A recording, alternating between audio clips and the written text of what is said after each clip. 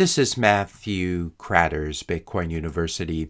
Today I want to talk about Bitcoin, CBDCs, and the Genius Act.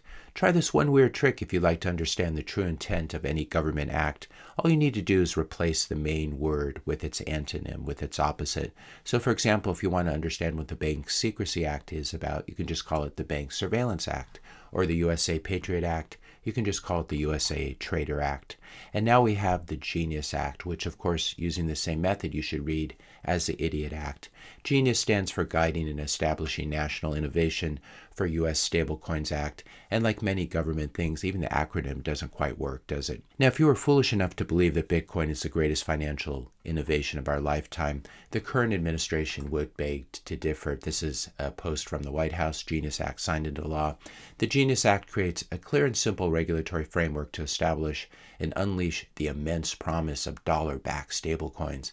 This could be perhaps the greatest revolution in financial technology since the birth of the internet itself. This tells you what the White House really thinks about Bitcoin versus stablecoins. What's a stablecoin? It's what you get when a central banker mates with a blockchain. It's a very intricate procedure. You get dirty fiat forever wars, Federal Reserve, IRS payment tokens on crypto rails. And if that doesn't sound like Bitcoin, you would be right. Hooray, stablecoins are the great store of value, just like the US dollar.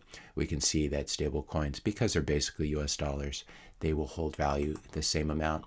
But that's not all. You probably didn't realize that stablecoins are also perfect censorship resistant money. That's why Tether yesterday blocked some USDT, which got stolen. This is not to say that I'm in favor of criminals, but just to point out that stablecoins are highly surveilled and they can be confiscated or frozen at any time. Stablecoins are simply a form of US dollars that can be more easily programmed, censored, and confiscated. So actually, this is a Genius Act from the point of view of the authoritarians who want to control you and your money. The Genius Act gives the Federal Reserve, in other words, the U.S. Central Bank, a lot of regulatory control as well. And that's what makes these kind of stablecoins virtually indistinguishable from CBDCs, apart from the very technical factor that CBDCs would be issued directly by the Fed and ride directly on some Fed blockchain rather than being available on multiple blockchains. I think that would be the technical distinction, but they're basically the same thing when it comes to surveillance, when it comes to control, and when it comes to fiat debasement. If you're finding this video interesting so far, I just pause really briefly here to ask you to help to support this channel's educational mission. Hit the subscribe button. That does really help. Leave a like, leave a comment, question, suggestion for a future video, and share this video with a friend or family member. Now, unfortunately, this is the new American way. So, for example, the U.S. government, according to the First Amendment, cannot ban free speech. But that's okay. Just have the Biden administration call up Jack Dorsey at Twitter and Zuck at Meta and tell them which people to deplatform. That's how the government can control free speech. Government can't ban guns. That's okay. Just have the U.S. federal government go after anyone who provides banking services to gun sellers, like Obama did under Operation Choke Point. I'll put a link to this in the description notes below. So what's happening here with the Genius Act, this is very similar to the anti-free speech and anti-guns playbook that's been followed over the last 2 decades. The U.S. government can't roll out a CBDC, a central bank digital currency, because Trump made some promise to voters. That's okay, just have Tether and Circle and all the big Wall Street banks roll out stablecoins instead, and then have the federal government exert control over them by applying pressure to these companies. So this is how you do it. The government can't interfere in these things directly, but what they can do is allow a few huge corporations to get market share and then just control those corporations as they did with Twitter during the whole pandemic. It's the American way and the best way, and the best part is that it keeps the central bankers and other elites in charge. We spoke about the real motivation for stablecoins in previous videos over the years.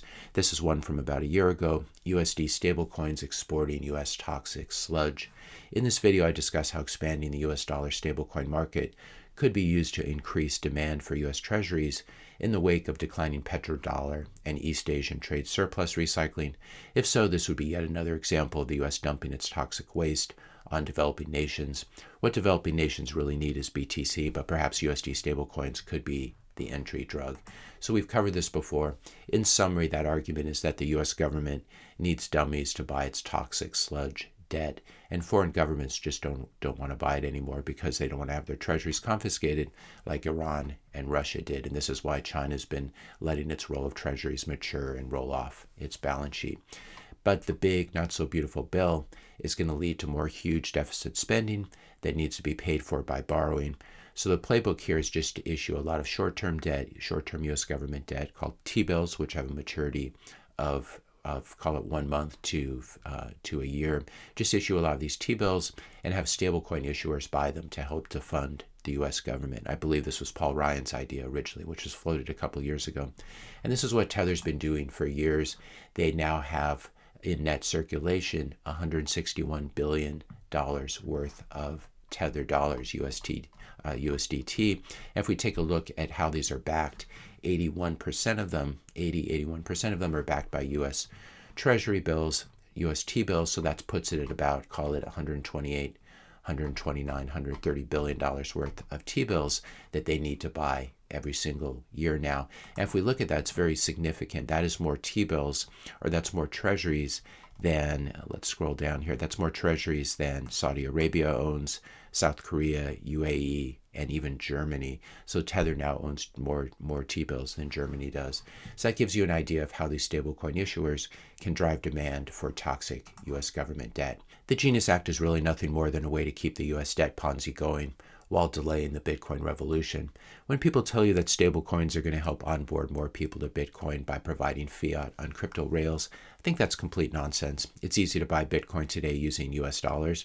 You can buy them from your bank or various apps. You don't need a US dollar stablecoin for that.